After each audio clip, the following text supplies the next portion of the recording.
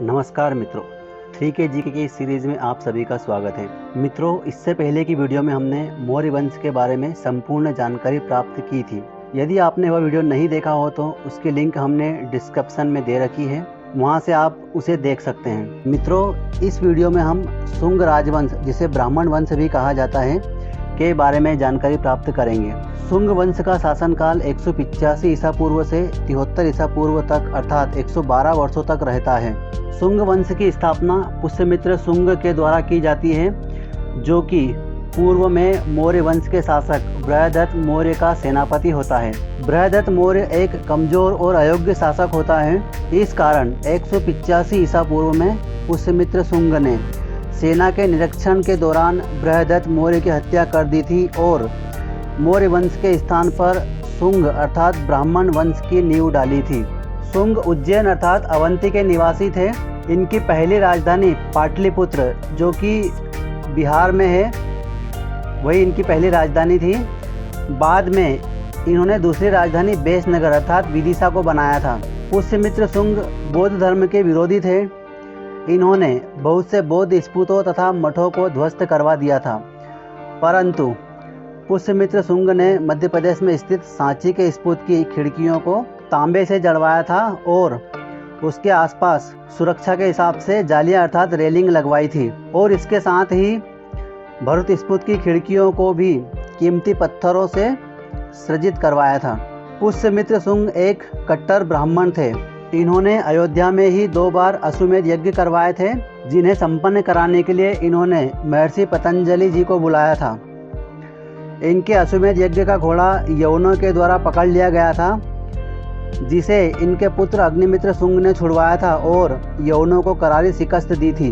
पुष्यमित्र शुंग ने विदर्भ अर्थात बरार को भी जीत लिया था और पुष्यमित्र शुंग को कलिंग के नरेश राजा खारवेल ने पराजित किया था। पुष्यमित्र शुंग के साम्राज्य का विस्तार मध्य गंगा की घाटी से लेकर चंबल नदी के प्रदेश तक फैला हुआ था, जिसमें पाटलिपुत्र, अयोध्या, विदिशा आदि इनके महत्वपूर्ण नगर थे। पुष्यमित्र शुंग ने 185 ईसा पूर्व से 149 ईसा पूर्व तक शासन किया था। इन्होंने लगभग 36 वर्ष तक शासन किया था। इनके समय 2 बार यवन अर्थात विदेशी आक्रमणकारियों ने आक्रमण किए थे। पहले आक्रमण का नेतृत्व डेमेट्रियस ने किया था और दूसरे आक्रमण का नेतृत्व मिनांडर अर्थात मिलिंद ने किया था। मिलिंद, जो कि बाद में बौद्ध धर्म की शिक्षा लेकर बौद्ध धर्म अपना लेता है। इन दोनों आक्रमणों को पुष्यमित्र शुंग और उनके पुत्र अग्निमित्र शुंग ने विफल कर दिया था। फिर 149 ईसा पूर्व में पुष्यमित्र शुंग का स्वर्गवास हो जाता है। उनके बाद इनके पुत्र अग्निमित्र शुंग शुंग वंश के द्वितीय सम्राट बनते हैं। पूर्व में अग्निमित्र विदिशा के राज्यपाल अर्थात उपराजा थे। फिर 149 ईसा पूर्व में वे सिंहासन पर बैठते हैं। अग्निमित्र शुंग का शासनकाल भारत के शेक्सपियर महर्षि कालिदास जी के समकालीन ही रहा होगा, क्योंकि कालिदास जी की प्रसिद्ध पुस्तक मालविका अग्निमित्रम में देवी मालविका तथा राजा अग्निमित्र शुंग के प्रेम प्रसंग का वर्णन किया गया है। इनकी पुस्तक मालविका अग्निमित्रम से पता चलता है कि देवी मालविका विदर्भ की राजकुमारी अर्थात यज्ञसेन की बहन थी, जिनका विवाह अग्निमित्र शुंग के साथ हुआ। देवी मालविका अग्निमित्र की तीसरी पत्नी थी। उनकी पहली 2 पत्नियां और थी, जिनके नाम थे देवी धारिणी तथा दूसरी पत्नी का नाम था देवी इरावती।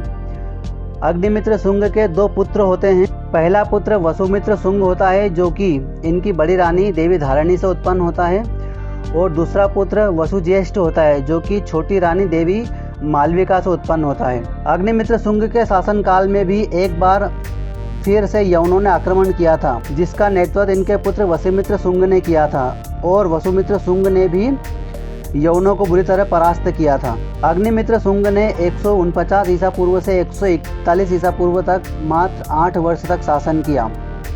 अग्निमित्र शुंग साहित्य प्रेमी एवं कला विलासी थे। इन्होंने अपने शासनकाल में ललित कलाओं को अधिक महत्व दिया। इनकी मुद्राएं उत्तरी पांचाल तथा उत्तर कौशल में पाई गई थी। फिर 141 ईसा पूर्व में शुंग सम्राट अग्निमित्र शुंग जी का स्वर्गवास हो जाता है। सम्राट अग्निमित्र शुंग जी के बाद इनके छोटे पुत्र वसुज्येष्ठ शुंग को राजा बनाया जाता है। वसुज्येष्ठ, जो कि अग्निमित्र शुंग की प्रिय रानी देवी मालविका का पुत्र होता है और रानी मालविका अग्निमित्र के जीते जी ही उनसे अपने पुत्र को राजा बनाने का वचन ले लेती है। इस कारण छोटे भाई वसुज्येष्ठ को शुंग वंश का राजा तथा बड़े भाई वसुमित्र को उपराजा बनाया जाता है। वसुज्येष्ठ का शासनकाल 141 ईसा पूर्व से 131 ईसा पूर्व तक होता है। वसुज्येष्ठ शुंग राजवंश के तृतीय राजा होते हैं। वसुज्येष्ठ शुंग ने अपने पिता अग्निमित्र शुंग के समय में ही अपने साम्राज्य को तिब्बत तक फैला लिया था, अर्थात आज का तिब्बत जो कि चाइना के अधीन है, उस पर भारत के ब्राह्मण राजा अग्निमित्र शुंग तथा उनके पुत्र वसुज्येष्ठ शुंग का अधिकार था। वसुज्येष्ठ शुंग की असमय अर्थात 131 ईसा पूर्व में मृत्यु हो जाती है। फिर इनके बाद इनके बड़े भाई वसुमित्र शुंग को राजा बनाया जाता है। वसुमित्र शुंग जिनका शासनकाल 131 ईसा पूर्व से 124 ईसा पूर्व तक होता है। वसुमित्र शुंग को सुमित्र भी कहा जाता है। जब पुष्यमित्र शुंग वसुमित्र शुंग के दादाजी ने अश्वमेध यज्ञ करवाया था और यज्ञ का घोड़ा छोड़ा गया था, तब उस घोड़े की निगरानी के लिए वसुमित्र शुंग को ही भेजा गया था। वसुमित्र शुंग भी शुंग राजवंश के प्रतापी एवं पराक्रमी राजा होते हैं। इन्होंने यवनों के खिलाफ कई बार युद्ध लड़े। इन्होंने अपना साम्राज्य चाइना तक फैला लिया था। वहाँ पर चीन के सम्राट ने अपनी बेटी का विवाह वसुमित्र शुंग से करवाया था। इन्हीं के वंशज आज भी चाइना में निवास करते हैं, जो कि चुंग सरनेम लगाते हैं। 124 ईसा पूर्व में मुंजदेव नामक व्यक्ति के द्वारा धोखे से वसुमित्र शुंग की हत्या कर दी जाती है। वसुमित्र शुंग के बाद इनके पुत्र अंधरक शुंग शुंग वंश के 5वें शासक होते हैं। वे मात्र 2 वर्ष तक शासन करते हैं, अर्थात इनका शासनकाल 124 ईसा पूर्व से 122 ईसा पूर्व तक होता है। अंधरक शुंग के बाद शुंग वंश के 6ठे राजा पुलिंदक शुंग होते हैं, जो कि अंधरक शुंग के ही पुत्र होते हैं। इन्होंने 122 ईसा पूर्व से 119 ईसा पूर्व तक शासन किया था। पुलिंदक शुंग के बाद शुंग वंश के 7वें राजा घोष शुंग होते हैं, जो कि 119 ईसा पूर्व से 108 ईसा पूर्व तक शासन करते हैं। घोष शुंग के बाद शुंग वंश के 8वें राजा वज्रमित्र शुंग होते हैं, जिन्होंने 108 ईसा पूर्व से 94 ईसा पूर्व तक शासन किया था। शुंग राजवंश के 9वें राजा भागभद्र शुंग होते हैं, जिन्होंने 94 ईसा पूर्व से 83 ईसा पूर्व तक शासन किया था। भागभद्र शुंग के ही शासनकाल में इनके दरबार में बैक्ट्रिया के शासक एंटियोलकिट्स ने अपने राजदूत हेलियोडोटस को भेजा था। राजदूत हेलियोडोटस, जो कि हिंदू धर्म अर्थात भागवत धर्म से इतना प्रभावित हो गया था कि वह भारत आने के बाद भागवत धर्म अपना लेता है और विष्णु भगवान की पूजा करता है। इसकी जानकारी विदिशा में स्थित गरुड़ स्तंभ अभिलेख में मिलती है, जिसे स्वयं हेलियोडोटस ने ही बनवाया था, जिस पर वासुदेव लिखा है और यह स्तंभ आज भी विदिशा में दर्शनीय है। भगभद्र का विवाह देवी कोत्सी से होता है, जिनसे इन्हें देवभूति नामक पुत्र प्राप्त होते हैं।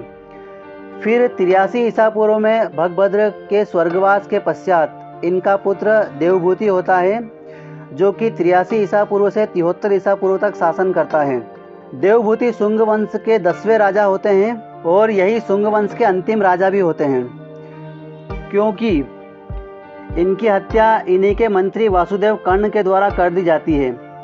और फिर 73 ईसा पूर्व में कर्ण वंश अर्थात ब्राह्मण वंश की नींव रखी जाती है। तो मित्रों, यह थी जानकारी शुंग वंश के बारे में। यदि आपको जानकारी अच्छी लगी हो तो वीडियो को लाइक करें और आगे की जानकारी प्राप्त करने के लिए चैनल को सब्सक्राइब करें। 3K GK सीरीज में आपका धन्यवाद।